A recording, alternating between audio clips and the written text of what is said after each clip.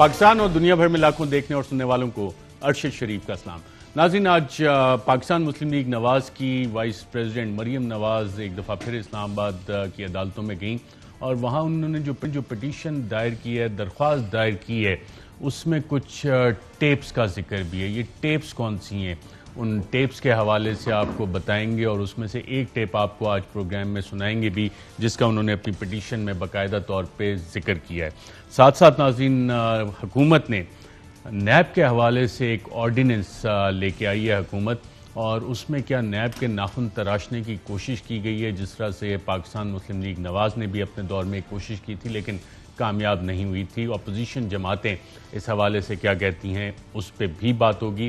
افواج پاکستان میں تبادلے اور تقرریاں، اس کا سلسلہ جاری ہے۔ پہلا فیز اس کا مکمل ہو گیا ہے، ایک اور فیز رہتا ہے جس میں چند اور تبدیلیاں تقرریاں ایکسپیکٹڈ ہیں کہ شاید اسی مہینے سیکنڈ فیز بھی اس کا مکمل ہو جائے۔ انتہائی اہم اسٹریٹجک پوسٹنگز اور ٹرانسفرز ہیں، کیوں اہم ہے اس حوالے سے بھی پروگرام میں بات کریں گے، اور آج کے جو موضوعات ہیں ان پہ بات کرنے کے لیے ہمارے ساتھ اسلام آباد میں موجود ہیں علی زیدی صاحب، وفاقی وزیر برائے بحری امور۔ بہت شکریہ منسٹر صاحب پروگرام میں شرکت کرنے کا۔ اس سے پہلے کہ میں باقاعدہ سوال جواب پہ آؤں، ناظرین، آج جو تبدیلیاں ہوئیں، تقرریاں ہوئیں، chief of the army staff general Qamar Javed Bajwa نے جتنی بھی اپوائنٹمنٹس کی ہیں اس میں ایک چیز کا بہت خیال رکھا گیا ہے، میرٹ اور کس کا کون سا ایکسپیرینس ہے، اس کے مطابق وہ تعیناتیاں کی گئی ہیں۔ جو بڑی تقرریاں اور تبادلے ہوئے ہیں، آج تعیناتیاں ہوئی ہیں، وہ کیا ہیں، اس کی تفصیلات کیا ہیں، آئیے دیکھتے ہیں۔ لیفٹیننٹ جنرل فیض حمید کو کور کمانڈر پشاور تعینات کر دیا گیا ہے۔ لیفٹیننٹ جنرل فیض حمید اس سے پہلے 24ویں ڈائریکٹر جنرل ISI تھے، ان کا تعلق بلوچ ریجیمنٹ سے ہے۔ لیفٹیننٹ جنرل فیض حمید کو جون 2019 میں DG ISI تعینات کیا گیا تھا۔ انہیں اپریل 2019 کو لیفٹیننٹ جنرل کے عہدے پر ترقی ملی تھی، اور DG ISI تعیناتی سے قبل وہ GHQ میں ایڈجوٹنٹ جنرل کے عہدے پر فائز تھے۔ اس سے قبل وہ راولپنڈی میں 10 کور کے chief of staff, Pano Aqil میں جنرل آفیسر کمانڈنگ اور ISI میں DG بھی رہ چکے ہیں۔ لیفٹیننٹ جنرل ندیم انجم کو DG ISI تعینات کر دیا گیا ہے۔ لیفٹیننٹ جنرل ندیم انجم کو پنجاب ریجیمنٹ کی لائٹ اینٹی ٹینک بٹالین میں کمیشن دیا گیا۔ لیفٹیننٹ جنرل ندیم انجم کو کمانڈ، سٹاف اور انسٹرکشنل اسائنمنٹس کا وسیع تجربہ ہے۔ Combined arms centre UK، staff college Quetta, advance staff course UK، NDU اسلام آباد، APCSS USA اور Royal college of defence studies UK سے پیشہ ورانہ تعلیم حاصل کی۔ انہوں نے کنگز کالج لنڈن اور NDU اسلام آباد سے ماسٹرز کی ڈگری حاصل کی۔ لیفٹیننٹ جنرل ندیم انجم کو روایتی اور ذیلی روایتی خطرے کے ماحول میں کمان کا وسیع تجربہ ہے۔ وہ مغربی سرحد اور LOC پر کمانڈ کے علاوہ بلوچستان میں طویل عرصے تک خدمات انجام دے چکے ہیں۔ لیفٹیننٹ جنرل ندیم انجم جنوبی وزیرستان ایجنسی، کرم ایجنسی اور ہنگو میں انفینٹری بریگیڈ کو کمانڈ کر چکے ہیں۔ آپریشن رد الفساد کے دوران لیفٹیننٹ جنرل ندیم انجم IGFC بلوچستان رہے۔ لیفٹیننٹ جنرل ندیم انجم PMA سٹاف کالج اور NDU میں انسٹرکٹر بھی رہ چکے ہیں۔ وہ سٹاف کالج کوئٹہ کے کمانڈنٹ رہے، 5 کور کے چیف آف سٹاف بھی رہ چکے ہیں۔ تبادلے سے قبل آخری ذمہ داری کمانڈر 5 کور سندھ کے طور پر انجام دے رہے تھے۔ لیفٹیننٹ جنرل ندیم انجم ایک اچھے رنر، باسکٹ بال اور کرکٹ کھیلنے کے شوقین ہیں۔ لیفٹیننٹ جنرل محمد عامر بطور کور کمانڈر گجرانوالہ تعینات کر دیے گئے ہیں۔ اس سے پہلے وہ GHQ میں ایڈجوٹنٹ جنرل کے عہدے پر فائز تھے۔ لیفٹیننٹ جنرل محمد عامر کو 25 نومبر 2019 کو ایڈجوٹنٹ جنرل GHQ تعینات کیا گیا تھا۔ ان کا تعلق پاک فوج کی آرٹلری ریجیمنٹ سے ہے۔ لیفٹیننٹ جنرل سید عاصم منیر کو کوارٹر ماسٹر جنرل تعینات کر دیا گیا ہے۔ لیفٹیننٹ جنرل سید عاصم منیر کو 17 جون 2019 کو بطور کور کمانڈر گجرانوالہ تعینات کیا گیا تھا۔ لیفٹیننٹ جنرل عاصم منیر بطور ڈائریکٹر جنرل ISI بھی خدمات سر انجام دے چکے ہیں۔ ان کا تعلق فرنٹیئر فورس ریجیمنٹ سے ہے۔ لیفٹیننٹ جنرل محمد سعید کو کور کمانڈر کراچی تعینات کر دیا گیا ہے۔ لیفٹیننٹ جنرل محمد سعید اس سے پہلے پریزیڈنٹ نیشنل ڈیفنس یونیورسٹی اپنی خدمات انجام دے رہے تھے۔ انہوں نے 28 نومبر 2019 کو پریزیڈنٹ نیشنل ڈیفنس یونیورسٹی کے طور پر اپنا چارج سنبھالا تھا۔ لیفٹیننٹ جنرل محمد سعید نے 13 اپریل 1987 کو پاک فوج کی انفینٹری ریجیمنٹ میں شمولیت حاصل کی تھی۔ لیفٹیننٹ جنرل محمد سعید بطور DG سندھ رینجرز بھی فرائض انجام دے چکے ہیں۔ لیفٹیننٹ جنرل نعمان محمود کو پریزیڈنٹ نیشنل ڈیفنس یونیورسٹی تعینات کر دیا گیا ہے۔ وہ اس سے پہلے ایڈجوٹنٹ جنرل GHQ راولپنڈی کے طور پر اپنے فرائض انجام دے رہے تھے۔ जनरल नुमान महमूद का ताल्लुक बलोच रेजिमेंट से है। वो ISI के तजिया विंग में भी तैनात रहे। उन्होंने शुमाली वजीरिस्तान में एक डिवीजन की कमान की है। मेजर जनरल मोहम्मद आसिम मलिक को लेफ्टिनेंट जनरल के ओहदे पर तरक्की दे दी गई है। लेफ्टिनेंट जनरल मोहम्मद आसिम मलिक पाक फौज के एडजुटेंट जनरल तैनात हो गए हैं। लेफ्टिनेंट जनरल मोहम्मद आसिम का ताल्लुक बलोच रेजिमेंट से है। वो GHQ में VCGS एडमिन और GOC 41 डिवीजन कोयटा अपनी जिम्मेदारियां सरअंजाम दे चुके हैं। इससे पहले जो पाक फौज में आला सतही तकर्रियां और तबादले हुए, उसमें लेफ्टिनेंट जनरल साहिर शमशाद मिर्जा को कोर कमांडर रावलपिंडी तैनात किया गया। वो चीफ ऑफ जनरल स्टाफ के फराइज सरअंजाम दे रहे थे। लेफ्टिनेंट जनरल मोहम्मद चिराग हैदर को कोर कमांडर मुल्तान तैनात किया गया। वो DG जॉइंट स्टाफ हेडक्वार्टर्स के फराइज सरअंजाम दे रहे थे। लेफ्टिनेंट जनरल अजहर अब्बास को चीफ ऑफ जनरल स्टाफ मुकर्रर किया गया। वो कोर कमांडर रावलपिंडी के फराइज सरअंजाम दे रहे थे। Lieutenant general Mohammad Wasim Ashraf DG joint staff headquarter तैनात किए गए। वो कोर कमांडर मुल्तान के फराइज सरअंजाम दे रहे थे। जी नाज़रीन, और chief of the army staff general Qamar Javed Bajwa ने जिस वक्त ये इंतखाब किया कि लेफ्टिनेंट फैज़ हमीद को ISI का DG मुकर्रर किया जाएगा, तो उसमें जहां मेरिट देखी गई वहां और एक और बहुत अहम चीज़ थी, वो उनका एक एटीट्यूड, पर्सनल एटीट्यूड और लाइफ की तरफ अप्रोच, मामलात की तरफ अप्रोच, एक कैन डू एटीट्यूड के जो भी टास्क असाइन किया जाए परेशान नहीं हो जाएगा। और इसका बाकायदा इजहार उन्होंने एक साउंड बाइट जो काबुल में दी, काबुल सरीना होटल में, वो क्या थी आइए देखते हैं। Don't worry, everything will be okay. Don't worry, everything will be okay. और जितने चैलेंजेस जनरल फैज़ हमीद ने बतौर DG ISI, जो पाकिस्तान को चैलेंजेस थे बतौर DG ISI, और ISI ने जो किरदार अदा किया, उसमें से चंद आपके सामने रखते हैं। जिस वक्त लेफ्टिनेंट जनरल फैज हमीद को DG ISI तैनात किया गया, उस वक्त मुल्क को अंदरूनी और बैरूनी खतरात का सामना था। CPEC के खिलाफ भारतीय साजिशें, अफगानिस्तान की सूरत हाल, कश्मीर का मसला सिर्फ उन चंद मसाइल में शामिल हैं जिनका सामना लेफ्टिनेंट जनरल फैज हमीद को बतौर DG ISI करना था।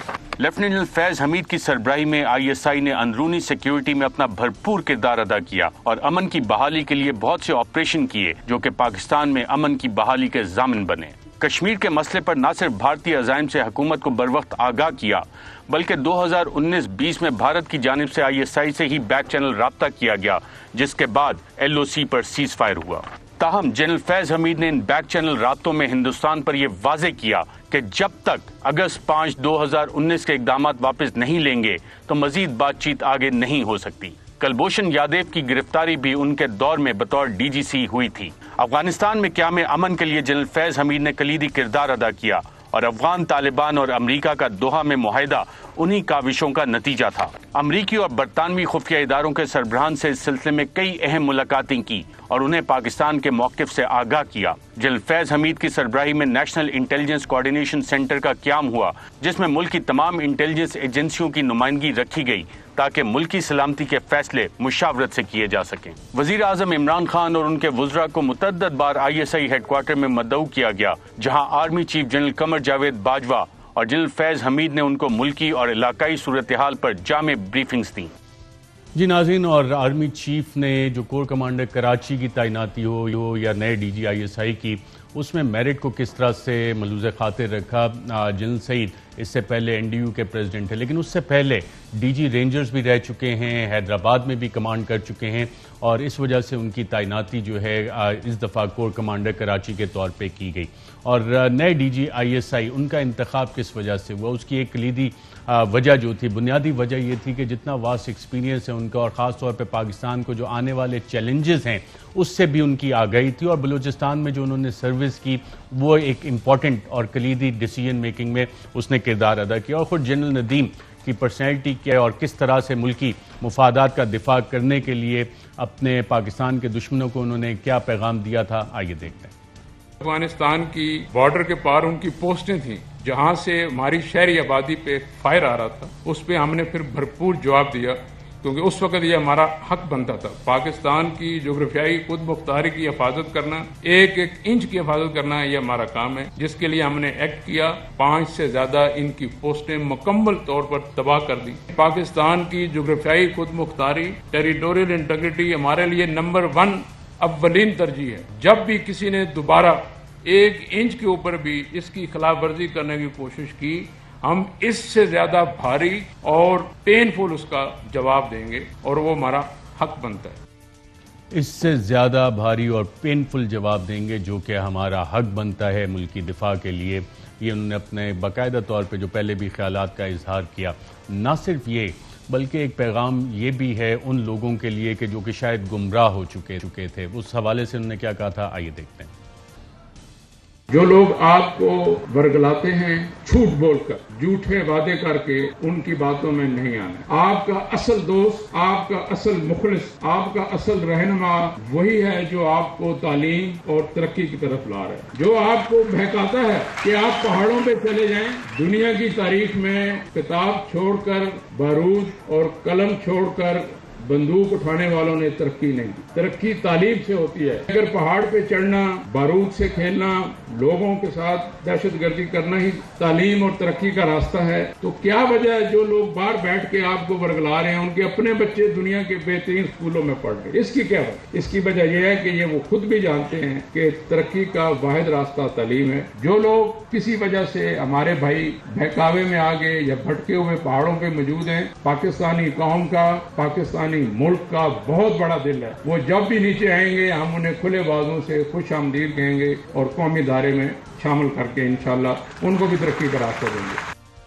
جی، قومی دھارے میں واپسی، اس کے لیے بھی دروازے کھلیں اگر کوئی راہ راست پہ آ جائے. لیکن ناظرین، ایک جو ٹرینڈ اس وقت چل رہا ہے، جو چیلنجز اس وقت پاکستان کے لیے، اس کا اظہار پہلے بھی افواج پاکستان کے ترجمان بھی کر چکے ہیں. اور آج مریم نواز صاحبہ اسلام آباد میں جب عدالتی پیشی تھی اس پہ کافی گرجی اور برسی بھی. اور سوال یہ بنتا ہے کہ کیا یہ اسی مہم کا حصہ ہے جو کہ باقاعدہ پاکستان کے خلاف چلائی جا رہی ہے. اور پرائم منسٹر عمران خان صاحب کو اگر فائنینشیل میٹرز پہ جو انویسٹیگیشن ہو رہی تھی ICIG کی طرف سے، اور اس پہ جو سوال بھیجا گیا، اور سوال میں آپ کو پڑھ کے بتا دیتا ہوں کہ فائنینشیل انویسٹیگیشن میں سوال یہ بنتا ہے کہ اس سوال کی اور اس چیز کی ضرورت کیوں تھی. سوال جو ICIG نے وزیر اعظم کو بھیجا اس میں یہ تھا کہ متعدد پبلک رپورٹس اور انٹرویوز جو ICIG نے کنڈکٹ کیے ان کے مطابق پاکستانی فوج آپ کی حکومت کو بھرپور مدد فراہم کرتی رہی ہے. فوج کی جانب سے دوسری جماعتوں کے ممبران کو PTI میں شمولیت پر ہدایات دی گئیں. جب سے آپ وزیر اعظم آفس میں آئے ہیں، تجزیہ کاروں کا کہنا ہے کہ آپ نے فوج کو اختیارات دے رکھے ہیں کہ وہ قومی اور بین الاقوامی پالیسیز چلائیں. کیا آپ اس پر کچھ کہنا چاہیں گے؟ منسٹر صاحب، یہ سوال کیا اسی کیمپین کا حصہ ہے جو افواج پاکستان کے خلاف چل رہی ہے؟ نون لیگ، ICIG، ان کے پاکستان کے بیٹھے ہوئے ایفیلیٹس ایک ہی ایجنڈے پہ؟ السلام علیکم. اس پہ میں نے ٹویٹس کیے تھے کل، شاید آپ کے پاس بھی آئے ہوں گے، آج کیے تھے صبح. ICIJ امریکہ کے اندر ایک نان پروفٹ NGO جس کا وہاں کا سٹیٹس کہلاتا ہے 501c3 رجسٹرڈ ہے. ان کے پاس کوئی اختیار نہیں ہے، کسی 501c3 کے پاس اختیار نہیں ہے، اس کے مینڈیٹ میں نہیں ہوتا کہ وہ پولیٹیکل اینگلنگ کرے. یہ سیاسی اینگلنگ ہے. اور جس طرح انہوں نے اپنی ویب سائٹ کے اوپر عمران خان صاحب کی تصویر لگا کے اور لکھا کہ جی وہ نیا پاکستان بنانے آئے تھے، اور وہ جو آرٹیکل اوپر لکھا تھا سو آئی اسمیل اے ریٹ، بہت دس از ناٹ ایکسیپٹیبل. بلکہ میں نے میرا جو اپنا، کیونکہ میں وکیلوں کو وہاں جانتا ہوں، میں نے اپنے وکیل کو آج لکھا بھی ہے کہ اس کے اوپر مجھے اپنا اوپینین دے کہ میں ان کے خلاف امریکہ کے اندر قانونی کارروائی کر سکتا ہوں کہ نہیں کر سکتا. باقی انہوں نے اگر وہ کرنے ہیں آف شور اکاؤنٹس اور وہ سارا کچھ کریں، وہ that's fine, perfectly all right. But political angling وہ نہیں کر سکتے. 50 سے زیادہ لوگ ایسے ہیں جو کہ sitting presidents, x presidents, prime ministers, ministers, تو آگے لگایا ہوا ہے جی اوپر. جیسی پیج کھولو ICIJ کا تو پیچھے لگی ہوئی ہے خان صاحب کی تصویر ہو رہی ہے، اور اس میں انہوں نے لکھا بھی ہے کہ Imran Khan has no offshore companies. اس کے ہاں، جبکہ کوئی کمپنی ہے ان کی کوئی نہیں ہے. اچھا، اب اس کے بعد جو آپ نے بات کی ہے ان کے آرٹیکل کے تیسرے پیراگراف میں شاید یہ بھی ہے کہ جی انہوں نے اپنا اوپینین دے دیا ہے کہ جی پتہ نہیں کیا. دیکھیں، جب آدمی پرائم منسٹر بنتا ہے نا، کوئی بھی انسان، نواز شریف بھی بنا تھا نا 3 دفعہ، جب آدمی پرائم منسٹر بنتا ہے تو آپ جتنے بھی ادارے ہوتے ہیں نا ملک کے، وہ آپ کے ماتحت ہوتے ہیں. لیکن آپ بادشاہ نہیں بنتے ہیں، آپ پرائم منسٹر بنتے ہو، اور آپ کو جو بھی فیصلے کرنے ہوتے ہیں وہ قانون کے دائرے میں رہ کے کرنے ہوتے ہیں. قانون توڑنے کی پرمیشن نہیں ہے وزیر بننا یا وزیر اعظم بننا. قانون کو انفورس کرنے کی پوزیشن میں آپ آتے ہیں کہ یو میک شور کہ آپ نے قانون پالیسی بنائے پھر وہ انفورس ہو.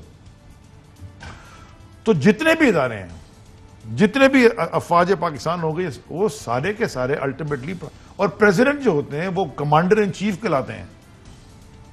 سو therefore اگر کوئی یہ کہہ رہا ہے کہ جی آپ حکومت میں تو کوئی چھپ کے تو نہیں ملتے, جب پرائم منسٹر اگر آرمی چیف سے ملتے ہیں یا ڈی جی آئی سے ملتے ہیں, کسی سے ملتے ہیں, وہ کوئی چھپ کے تو نہیں ملتے, وہ پاکستان کے آرمی چیف ہیں, وہ پاکستان کی ڈی جی آئی سے ہیں, یا جو بھی, اور این ڈی ایم اے کے بھی تو 3 اسٹار ہیں, وہ پاکستان کی این ڈی ایم ہے, تو اس سے کیا فرق پڑ رہا ہے؟ ہاں, یا تو وہ اپنا کوئی ذاتی کام کروا رہے ہوں, یا ان سے کہہ رہے ہوں کہ مل کے خدا نہ خواستہ کہ کوئی لیگل کام کرے, پاکستان کے نقصان کی بات کرو, دین پھر آپ کا پورا حق بنتا ہے. لیکن پھر بھی ان کا نہیں, پھر ہماری قوم کا بنتا ہے, جو کہ نواز شریف کرتے آیا ہے, ساری زندگی یہی کرتا آیا. اور جو آج مریم کی پریس کانفرنس کی آپ نے بات کی, میں یوزلی ٹی وی دفتر میں لگا ہے لیکن میوٹ کر دیتے ہیں, اور خاص طور پہ اگر یہ چہرہ آ جائے تو میوٹ ہی کر دیتے ہیں, پتہ ہی نہیں کیا بولنا ہوتا ہے ان کو. مجھے تو سمجھ میں نہیں آ رہی کہ وہ جس طرح الزام لگاتی ہیں کہ جی یہ ہو گیا, اور اس نے سارا کیا تھا, اس نے سارا کیا تھا, اور جنرل فیض کے ساتھ اوپر آپ کو لنکیج نظر آتا ہے کہ آئی سی آئی جے بھی اس قسم کے سوالات بھیج رہی ہے فوج کو امپلیکیٹ کرنے کی, پھر مریم نواز صاحبہ کی طرف سے بھی وہی بات آتی ہے, اور خاص طور پہ جنرل فیض حمید کا ایک پروفیشنل سولجر کا نام لے کے ٹارگٹ کیا جاتا ہے. آپ کی بھی تو انٹریکشن رہی ہیں جنرل فیض حمید سے؟ بالکل, جب سے جب میں منسٹر بنا, اس کے بعد وہ تھوڑے دن کے لیے ہم, ایک جنرل عاصم منیر تھے, اس کے بعد پھر جب جنرل فیض بن گیا, میری نیول چیف سے بھی انٹریکشن رہتی ہے. میں میری ٹائم کا منسٹر ہوں, جہاز آ رہا ہے, پس رہا ہے, جو کچھ بھی ہو رہا ہے, وہ ابھی نیچے ٹکر چل رہا تھا آپ کی, میں ذرا اس کا جواب بھی دوں گا.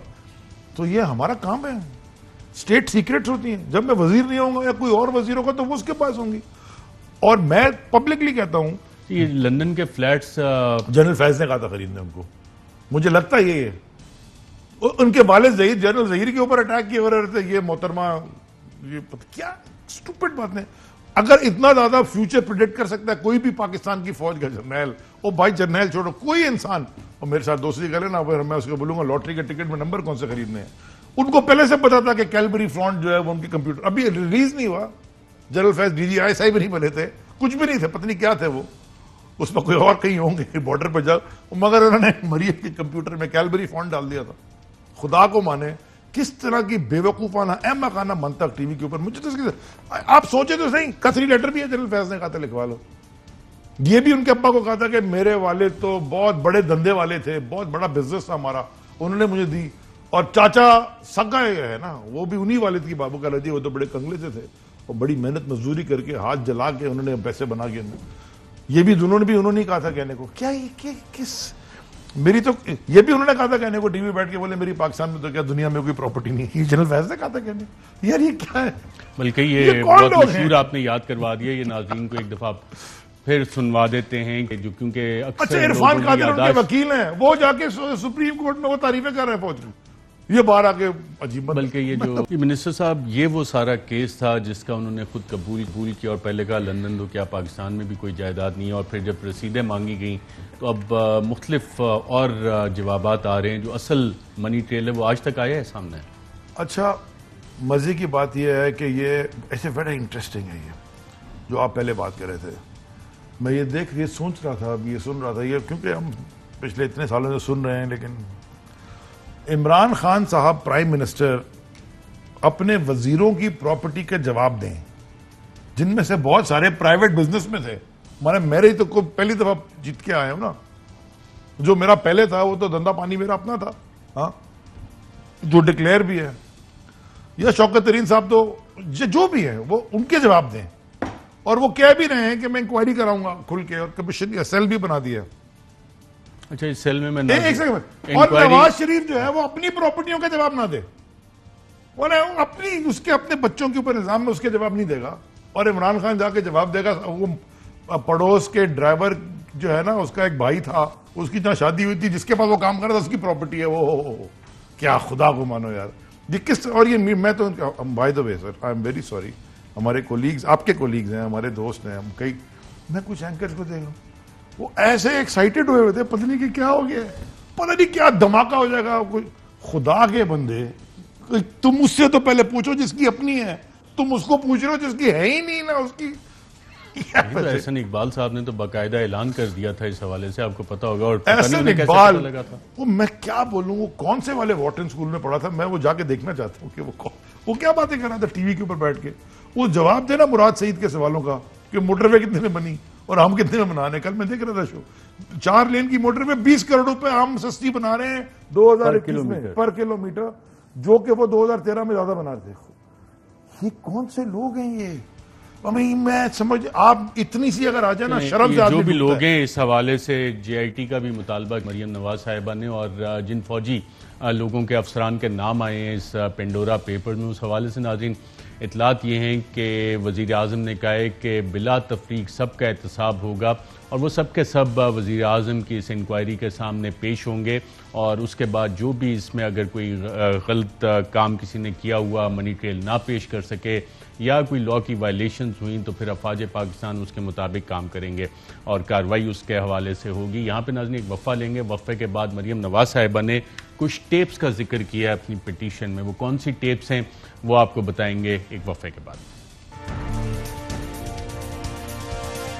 ویلکم بیک ناظرین۔ بریک کے دوران وفاقی وزیر علی زیدی صاحب شدید برہم ہو رہے تھے مجھ پہ اور کہہ رہے تھے کہ یہ جو آپ ٹکٹ چلا رہے ہیں میں نے وضاحت دینی ہے۔ نہیں میں برہم نہیں بالکل ہو رہا۔ یہ جو چاول والے دیکھیں، جو پہلی بات ہے کہ یہ جو کارگو آیا شوگر کا، وہ آیا ٹی سی پی کے لیے، پاکستان کی سرکار کی کمپنی ہے، لیکن یہ جہاز کو آنا چاہیے تھا کے پی ٹی، کیونکہ وہاں پر ہمارے پاس جگہیں خالی ہیں، برتھ اویلیبل ہے۔ یہ میرے پاس آ گیا خط، یہ جہاز ایکسپورٹر کا کھڑا تھا، چاول ایکسپورٹ ہونے تھے۔ یہ ٹی سی پی کا جہاز آیا جس میں شوگر آنی تھی، تو انہوں نے وہاں ریکویسٹ کی نیچے میرے خیال میں رائٹنگ کہ وہ آپ ہمارا جہاز پہلے لگا دیں۔ ہمارے پاس ایک بالکل سمپل میرٹ آرڈر ہے، فرسٹ کم فرسٹ سرو۔ اگر پاکستان فلیگ ہے تو وہ سب سے پہلے، جو میں نے اپنی پالیسی میں کیا ہوا۔ ہم جب میرٹ آرڈر کب چینج کرتے ہیں؟ جب ہم چینج کرتے ہیں جب حکومتی کارگو ہو اور حکومت ہمیں لکھ کے بھیجے۔ اس کا مطلب ہے کہ اگر تیل آ رہا ہے، مو گیس بھی آ رہی ہے اور فرنس آئل بھی آ رہا ہے، تو ہم جو پہلے آیا ہے وہ لگا دیں گے، unless and until ministry of petroleum ہم کو لکھ کے نہیں بھیجتی کہ یہ والا پہلے جہاز لگا دیں، بیکاز میرے پاس ڈیٹا نہیں ہے، ان کے پاس ہے، ان کو پتا ہے کہ ضرورت کس کی ہے۔ اسی طرح شوگر کا جہاز لگا۔ پیٹرولیم کمپنیز بھی آپ سے خوش نہیں ہیں، ان کی مرضی کے جہازات نہیں لگنے دے رہے ہیں۔ I don't break merit order۔ اس پہ منسٹری میں آپ کے دوسرے وزراء بھی آپ پہ کہتے ہیں کہ جو مرضی سر مجھے لکھ کے دے دیں، بھائی آپ لکھ کے دے دیں نا، میرا کام ڈیٹا، میں ڈیٹا جہاز آگے پیچھے کرنے میں بھی کمیشن ہوتا تھا۔ کیا کمیشن؟ یہ ڈیلی کی 30-40 ہزار ڈالر کی دیہڑی ہے، روز کی 30-40 ہزار ڈالر کی دیہڑی ہے ڈیلی۔ ایک جہاز پہ لگتا ہے بڑا جہاز 40-50 ہزار ڈالر کا ڈیمیج، تو اگر 4 دن کھڑا ہو 2 لاکھ ڈالر تو ایکسٹرا ہو گئے نا۔ تو آپ مجھے بتائیں آپ کا جہاز ہے، بولے یار یہ 50 ہزار روپے ڈالر لے لے، پہلے میرا جہاز لگا دو۔ اگر پہلے یہ چل رہا تھا تو یہ پورے پاکستان کو پتا ہے۔ ہم نے میرے پاس کون دے رہا تھا یہ پیسے؟ نیچے سے اوپر تک چلتا ہے سر،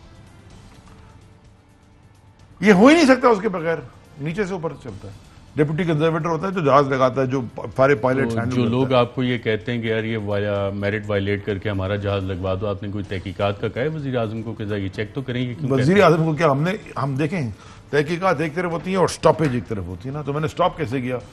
ہمارے اینکریج میں جہاز آتا ہے، ہم اس کو نمبر دیتے ہیں، سال ڈیجیٹل ناؤ۔ بلکہ اگر آپ اگلے ہفتے میرے دفتر آ جائیں تو ٹو ایون میک اٹ، مطلب آل ٹرانسپیرنٹ کرنے کے لیے میں اپنے دفتر میں 2 بڑی بڑی اسکرین لگا رہا ہوں، سارے سی سی ٹی وی کیمراز اور وہ جہازوں کی موومنٹ منسٹرز کے دفتر میں، جو بھی منسٹر پورٹ قاسم میں بھی اور کے پی ٹی میں بھی۔ اور آپ کو میں بتاؤں افسوس کی بات کیا ہے، ٹیپیں سن لیں، آپ کہتے ہیں نا پرابلم کیا ہے، پرابلم یہ ہے جو ٹرک ہوتے ہیں نا، 5000 ٹرک اندر آتے ہیں کے پی ٹی میں دن میں، ان اینڈ آؤٹ، ٹھیک ہو گیا۔ اس میں وے برج بھی ہوتا ہے، وزن کرتے ہیں اور اس میں وہ چیک کرتے ہیں پرچی اندر آنے کا۔ اب وہ ایک ٹرک پہ 100 روپے لے رہا ہے، میں نے خود پکڑا جا کے، خود کیا ہے 100 روپے کچھ بھی نہیں ہے۔ 5000 ٹرک پہ 5 لاکھ روپے روز کے، مہینے کے 1.5 کروڑ، سمپل۔ یہ پوری چین ہوتی ہے۔ تو میں نے وہاں کیا کیا، کیمرے لگائے، جو کچھ کینیڈا چلے گئے، کچھ کہیں اور چلے گئے، یہ کام کینیڈا نہیں، ہیوسٹن، فراریاں، وہ میں نے کیمرے لگا دیے۔ جب کیمرے لگائے تو انہوں نے کیا کہ ہم پورٹ بند کر دیں گے، میں نے کر دیا۔ اس لیے میں نے وہ ٹویٹ کی جو آپ نے مجھے پوچھا تھا، عدیل نے کہ کیا آپ نے ٹویٹ کیا، I will not be blackmailed، میں نے کر دیں پورٹ بند۔ میں غلط کام اگر میں کیمرے لگا رہا ہوں, سی سی ٹی وی کیمرہ سارے پورٹ میں لگا دیا اور بھی لگیں گے, کوئی جگہ نہیں ہوگی خالی, everything will be watched. یہ سیکیورٹی ہماری ہے اور ٹرانسپیرنسی. باتھ روم اور کمرے چھوڑ دیجیے گا. باتھ روم میں نہیں لگاتا, میں بیڈ روم میں نہیں لگاتا, لیکن میں نے تو کہا میرے دفتر میں لگاؤ جہاں میں بیٹھتا ہوں نا. ٹیپ ویسی بہت لیک ہو رہی ہے. بسم اللہ. ناظرین, مریم نواز صاحبہ کا ذکر آئی گیا ہے تو انہوں نے اسلام آباد ہائی کورٹ میں جو درخواست دی ہے اس میں کچھ ٹیپس کا ذکر کیا ہے, اور ان پیراگراف نمبر 22 میں انہوں نے باقاعدہ طور پہ کہا ہے اور ایک سپریم کورٹ کے کیس کا حوالہ دیا ہے, بے نظیر بھٹوز SGS کوٹیکنا کیس 2001, اور wherein the conviction was set aside after tapes of telephonic conversation became public and Supreme Court, اس کے بعد سپریم کورٹ کا فیصلہ تھا کہ جناب کیونکہ یہ باعث نظر آ گیا ہے تو اس فیصلے کو سیٹ اسائڈ کیا جائے. ٹیپوں کی یہ کارروائی کافی پرانی ہے, باعث کی کہانی کافی پرانی ہے, اور مریم نواز صاحبہ نے آج جو یہ پٹیشن اپنی درخواست میں باقاعدہ طور پہ ڈالا ہے, کل کی درخواست ہے, اور اس میں پیراگراف 22 جب آپ پڑھتے ہیں تو کیا وہ اپنے چچا شہباز شریف صاحب کو امپلیکیٹ کرنا چاہ رہی ہیں, کیونکہ اس کیس میں جج صاحب تو ہٹ گئے تھے, شہباز شریف صاحب سے اس کے بعد کبھی پوچھ گچھ نہیں ہوئی تھی. اور وہ ٹیپ کون سی ہے جس کا ذکر کیا ہے مریم نواز صاحبہ نے اپنی درخواست میں, آئیے سنتے ہیں.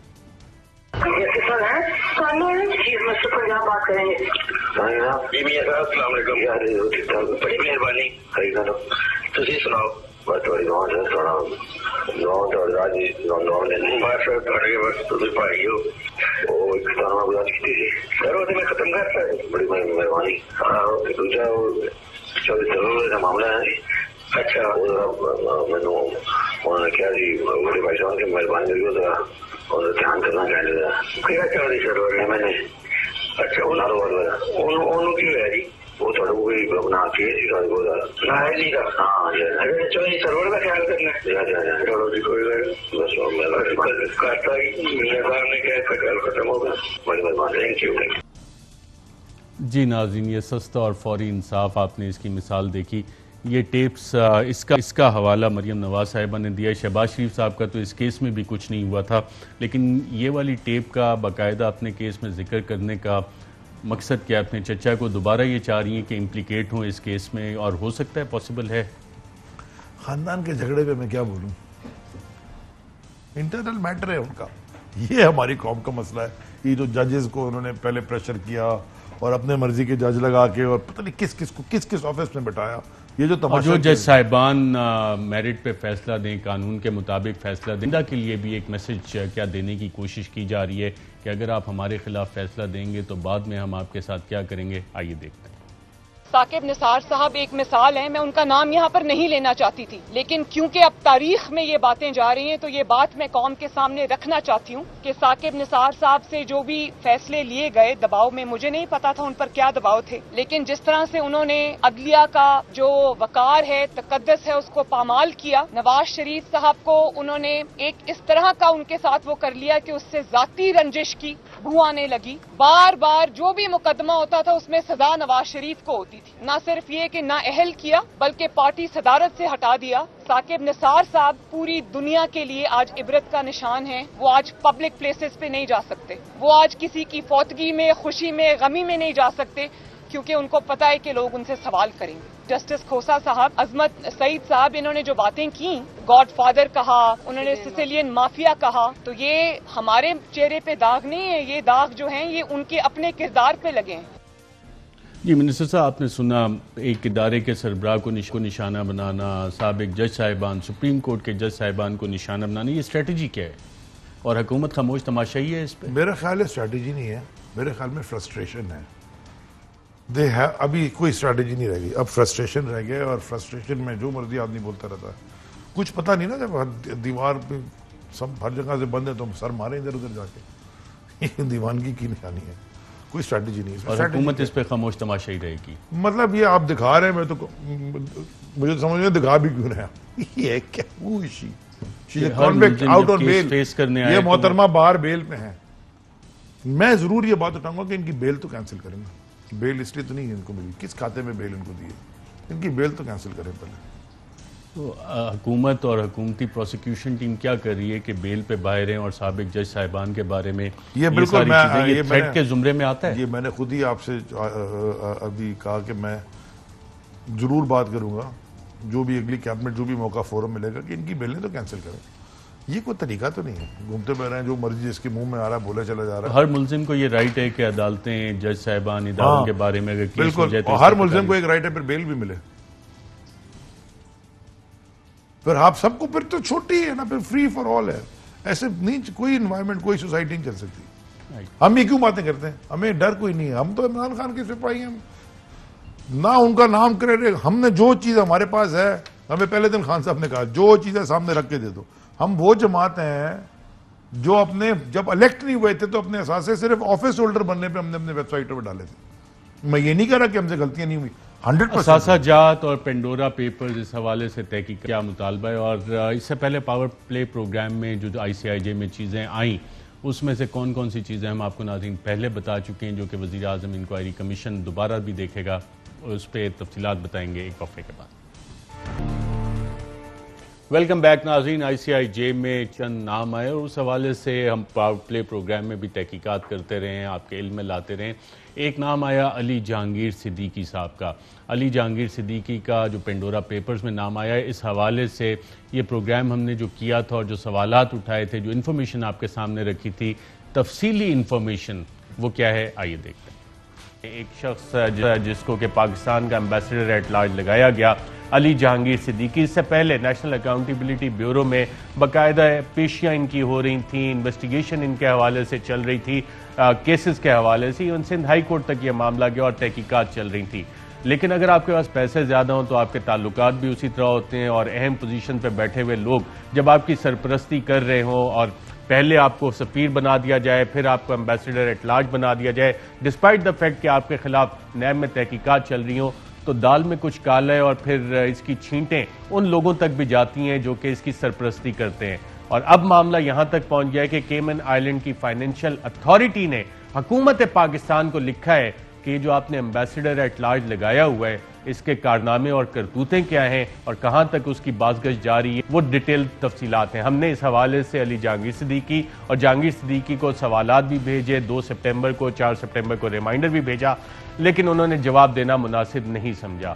ہم آج کی رپورٹ صرف آپ کو بتا رہے ہیں کہ کیمن آئلینڈ کی فائنینشل اتھارٹی نے کیا کہا. جو آج کی رپورٹ ہے، کیا اس میں فیکٹس ہیں ناظرین؟ آئیے اس پہ ایک نظر ڈالیں. 16 دسمبر 2019 کو کیمن آئلینڈ کی فائنینشل رپورٹنگ اتھارٹی نے پاکستان کے فائنینشل مانیٹرنگ یونٹ کو ایک خط لکھا.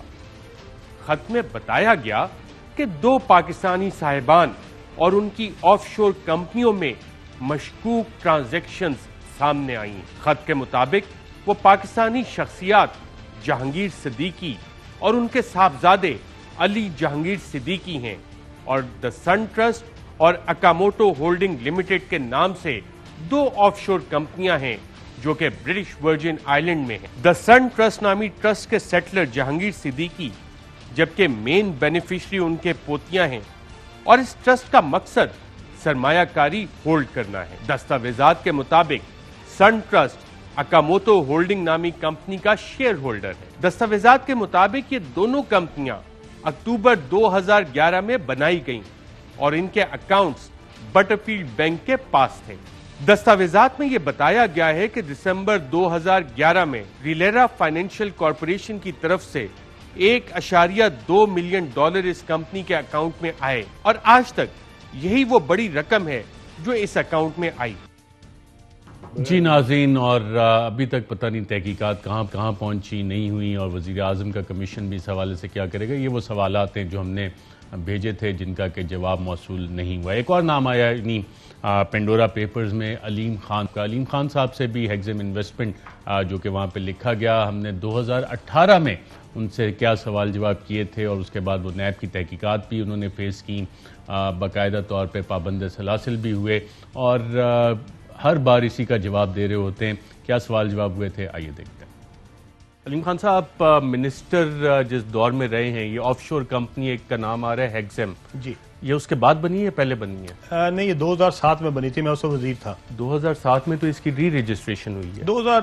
6-7 کی بنی ہے، لیکن یہ جو اس کے اوپر ٹرانزیکشن ہے وہ 7 میں ہی ہوئی ہے. جو آپ نے یہاں پہ اس کے شیئر شو کیے ہیں وہ تو کافی زیادہ آپ نے شو کیے ہیں. ایک شیئر کی مالیت کتنی ہے؟ یہ تو نہیں مجھے پتا جی ایگزیکٹلی. تقریباً 14,96,000 کے شیئرز آپ کے نام اور 14,96,000 ہیگزم کے شیئرز آپ کی اہلیہ کے نام ہیں جی. تو تقریباً یہ بن جاتے ہیں 29,93,000 شیئرز. ان کی مالیت کتنی ہے؟ آتھرائز کیپٹل تو آپ نے 50,000 اکاؤنٹنٹ کو ہی پتا ہوگا جی کیا ہے. میں یہ جاننا چاہ رہا ہوں منسٹر بننے کے بعد آپ کو کیا خیال ہے کہ مجھے یہ آف شور کمپنی بنانی چاہیے؟ نہیں، یہ دیکھیں یہ تو منسٹر بننے کے بعد تو نہیں ہے. منسٹر تو میں 2003 میں بنا تھا، 2007 میں تو میں منسٹر ہٹ گیا تھا بلکہ. ٹھیک ہے، لیکن یہ جو ڈاکومنٹس آ رہے ہیں یہ کمپنی تو اسی دیکھیں میرا جو بزنس ہے وہ یہاں پہ بھی اور وہاں پہ بھی وہ ایک ہی تھا. میں ریئل اسٹیٹ ہی کرتا تھا. شروع کب ہوا تھا وہاں کا بزنس؟ میں نے تو کمپنی یہ 2006 یا 2007 میں ہی بنائی ہے جی. یہ آئیڈیا کس نے؟ حسین نواز نے تو نہیں دیا تھا آپ کو؟ ویسے حسین نواز میرا کلاس فیلو تھا. وہ بھی اتنے بڑے ٹائکون بن گئے، اسٹیل ملیں چلاتے ہیں، آف شور کمپنیز. آپ بھی کبھی کوئی یہ ڈسکشن ہے اسٹوڈنٹ ہوئی یا آپ ان سے امپریس ہو کہ آپ نے کہا چلو یار یہ والا آف شور مڈل کلاس فیملی سے ہوں جی. R&R یہ دبئی میں رجسٹر ہے، اس کو 45 کروڑ قرضہ دیا گیا جی. وہ کیسے دیا؟ وہ ہم نے اپنی کمپنی سے دیا جی. کہ کیسے دیا؟ موڈ آف پیمنٹ کیا تھی اس قرضے کی؟ اور ایک چیز یہ آ رہی ہے کہ جو آپ نے اپنی کمپنیز ہیں اس کو ٹوٹل قرضہ تقریباً 1.2 ارب روپے دیا اور جو آپ نے ایسٹ ڈکلیئر کیے ہیں اس کی مالیت کم ہے. قرضہ جو میں نے دیا وہ 1.2 کمپنیز کو، اپنی ہی کمپنیز کو.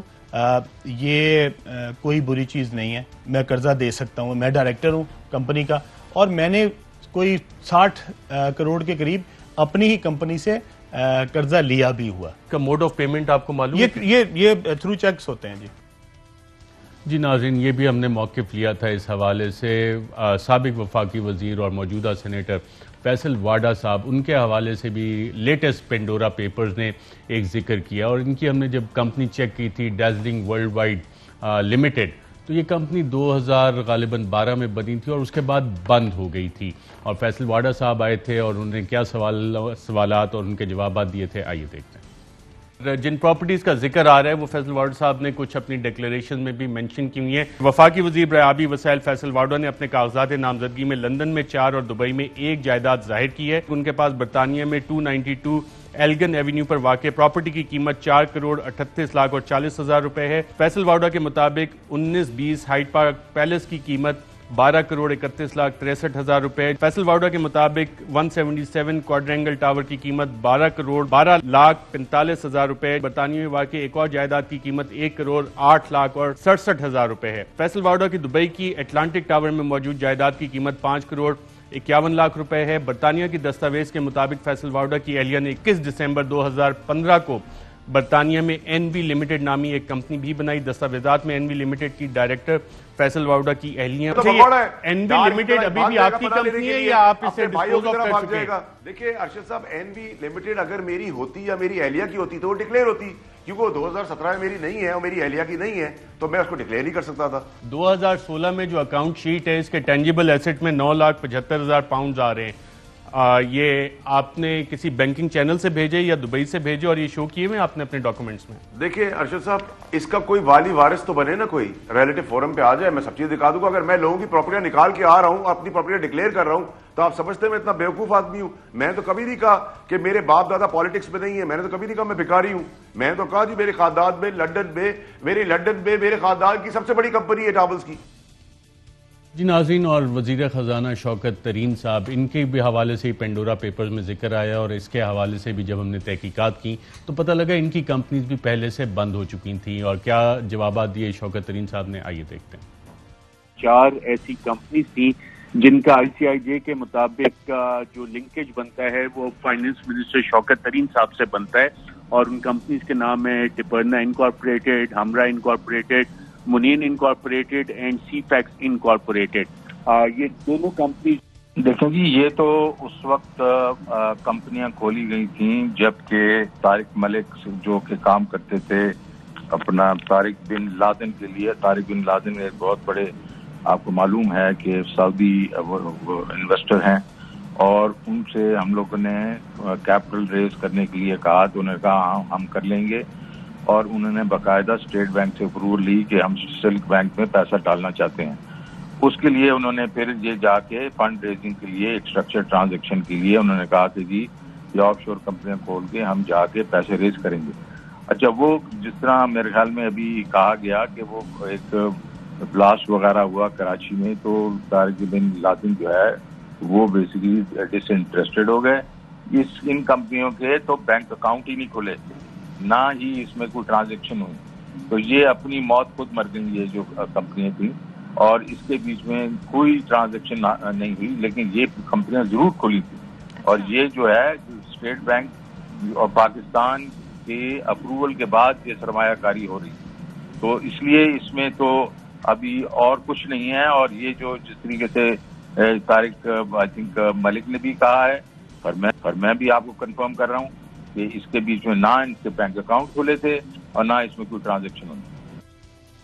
جی ناظرین, تو یہ پینڈورا پیپرز میں چند چیزیں آئی تھیں. منسٹر صاحب, جو کمپنیز بند ہو جاتی ہیں آف شور کمپنیز, وہ بھی ڈکلیئر کرنا لازمی ہوتا ہے کہ 3 سال پہلے, 4 سال پہلے, 5 سال پہلے کمپنی ڈیزالو ہو گئی, بند ہو گئی, نان پیمنٹ, وہ ڈکلیئر کرنا ضروری ہوتا ہے؟ جو آپ کے اثاثے جات اس سال ہیں وہ آپ نے گاڑی اگر بھیج دی ہے کوئی, اس میں ایک car, it's a vehicle, S P V, special purpose vehicle, وہ کمپنی بنتی ہے ایک اسپیشل پرپز کے لیے, ختم ہو گیا کام, ڈیزالو کیا, آگے بڑھ جائیں, گاڑی خرید لیں آپ, گاڑی بیچ دیں. ICIJ نے پورا کام کیا, اپنا تحقیقات کی, ورژنز لیے, یا کہ صرف ملائن کرنے کے لیے کا جو بھی ہے نا وہ میں اپنے وکیل سے بات کروں گا, بیکاز یہ پولیٹیکل اینگلنگ کر رہے ہیں جو ان کو, اور خاص طور پہ پاکستان میں کر رہے ہیں.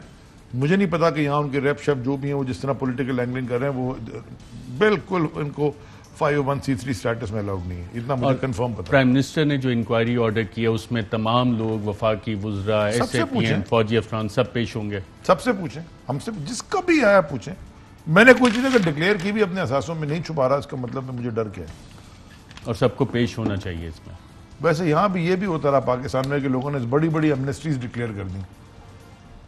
ایک تو آپ کی حکومت نے بھی 2019 میں نہیں, آپ میں انڈیویجولز کی بات کر رہا ہوں نا بھائی. آپ ڈکلیئر کر دیتے ہیں منسٹری میں کہ میرے پاس $2 ملین باہر پڑا ہے, 2-3% دے کے وائٹ کرانے, آپ پر یہ جہانگیر ترین صاحب کے صاحبزادے نے کی تھی. وفاقی وزیر علی زیدی صاحب, بہت شکریہ شرکت کرنے کا. ناظرین, آج کے پروگرام میں اتنا, اجازت دیجیے گا, اللہ حافظ. اہم ترین خبریں اب ایک کلک کی دوری پر. آپ کے پسندیدہ ٹاک شوز ہوں یا اہم ملکی یا غیر ملکی شخصیات کی نیوز کانفرنسز, ہر لمحہ باخبر رہنے کے لیے سبسکرائب کریں ہمارا YouTube چینل. موسم کی صورتحال ہو یا کھیل کے میدان سے خبریں, اپنے موبائل فون سے ملکی اور بین الاقوامی اہم خبروں تک رسائی کے لیے ڈاؤن لوڈ کیجیے موبائل ایپ. باوثوق ذرائع سے مصدقہ خبروں, تجزیوں اور تبصروں سے مستفید ہونے کے لیے وزٹ کیجیے پاکستان کی سب سے بڑی نیوز ویب سائٹ www.arYnews.tv. ان سب کے علاوہ پاکستان کا سب سے بڑا فیس بک پیج ہو, سب سے بڑا نیوز انسٹاگرام اکاؤنٹ یا پھر ٹویٹر, ARY نیوز پہنچا رہا ہے خبریں سب سے پہلے آپ تک, تاکہ آپ رہیں ہر لمحہ باخبر.